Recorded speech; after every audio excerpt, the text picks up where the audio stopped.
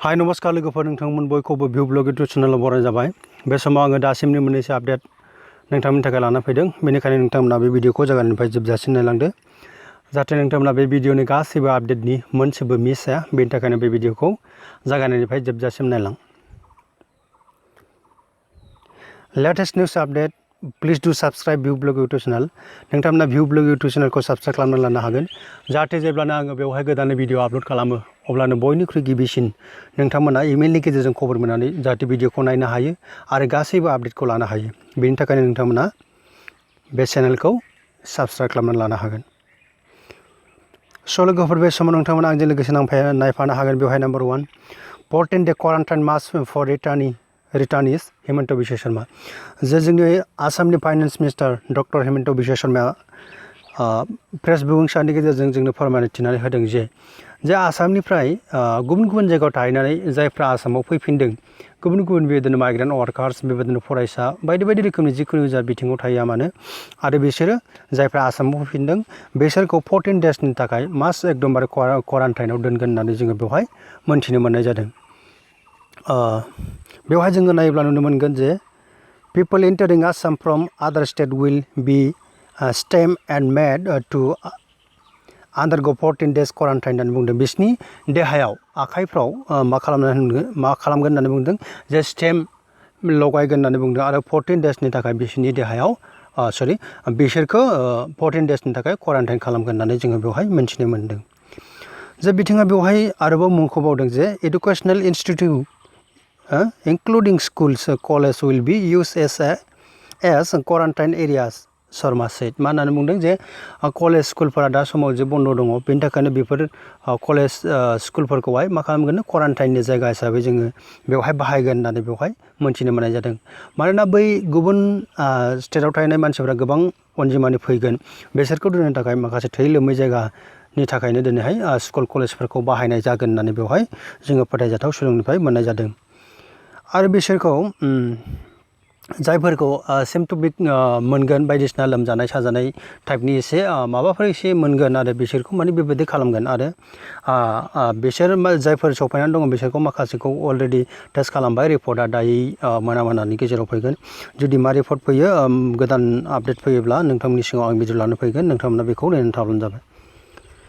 ओमफ्राय बेवहाय नोजोर होबावनो गोनां बाथ्रा दि बेवहाय जाय बिथांमोना दिनै आसामाव फैफिना लाबानो जेराव दं बेयावनो थागोन, बिथांमोननो मास मोनथामनि थाखाय बिसोरनो मा खालामगोननो 2000 करि बिसोरनि एकाउन्टआव सोनानै हरनाय जागोन होननानै जोङो बेखौ दाख्लैनिफ्रायनो मोन्थिदों आरो बिथाङा मैयानि गेजेरावबो जोङो बेखौ बुंथिनायखौ जोङो मोननो हाबावदों।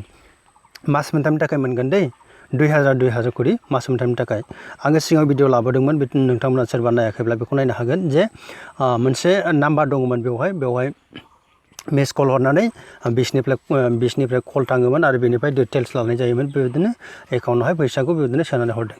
गोबाङानो मोनबाय आरो गोबाङानो मोनाखै आरो माखासे मोनबावगोन, मोनगासिनो दङ। आरो मैया बुंथिबावनाय होदों जे जायफ्रा फैनाय नङा बिथांमोनहा मा खालामगोननो बिथांमोननि थाखाय जे 2000 करि मास मोनथामसिमहालागै सोनानै हरगोन होननानै जोङो बेवहाय नुनो मोनदों। स' लोगोफोर बे समाव नोंथांमोना जों लोगोसे नायफानो हागोन। नम्बर 2 बेवहाय lockdown 4 will be in new form with new rules होननानै बुंदों प्राइम मिनिस्टार नरेन्द्र मदि बिथाङा मैया जे प्रेस बिबुंसार होदोंमोन जे बिथाङा गावनि बे लकडाउन 4नि माखासे नियम नितिफोर ओंखारगोन। बेयो जाहैबाय जे 18 एप्रिलनि सिगाङाव बेयो ओंखारगोन। जोंनि नैबे लकडाउन 3 17आव जोबगोन। बे 18निफ्राय बियो माबा जागोन, इमप्लिमेन्ट जागोन होननानै जोङो बेखौ मिन्थिनो मोननाय जादों। बेवहाय कमप्लिटलि माखासे रुलफ्रा सोलायगोन होननानै बुंदों, माने एसे स्ट्रंसिनबो जानो हागौ आरो जानो हागौ माखासे रिलेक्सनबो मोननो हागौ। नाथाय जोङो थिगै बुंनो हाया। बेवहाय जेब्ला गाइडलाइन ओंखारबोयो अब्लासो जोङो बेखौ मोन्थिनो मोनसिगोन। 18नि सिगां जायखिजाया ओंखारबोगोन। जोङो बे आपडेट फैयोब्ला जोङो बेखौ भिडिअनि गेजेरजों नायगोन। नोंथांमोना नेनानै थाब्लानो जाबाय। जे बेवहाय कमप्लिटलि गासैबो सोलायनो हागौ होननानै जोङो बेवहाय बुंनो हायो आरो माने निउ फर्म होननानै बुंदों, निउ गाइडलाइन्स लाबोगोन होननानै बुंदों। स' लोगोफोर जोङो गाइडलाइनखौ बे समाव नेनानै थादिनि।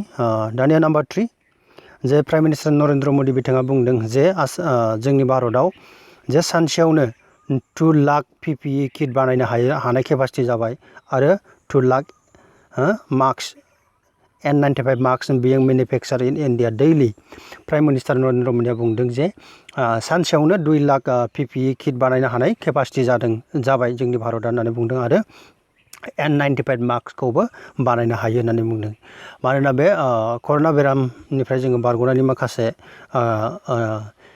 होबथानायनि राहाफोरनि गेजेराव जोङो नैबे बिथिंफोरखौबो जोङो इउज खालामनांगोन, गाइडलाइनखौ जोङो मानिनांगोन, जोंखौ खाथायनांगोन। बेबादिनि थाखायनो जोङो बेखौ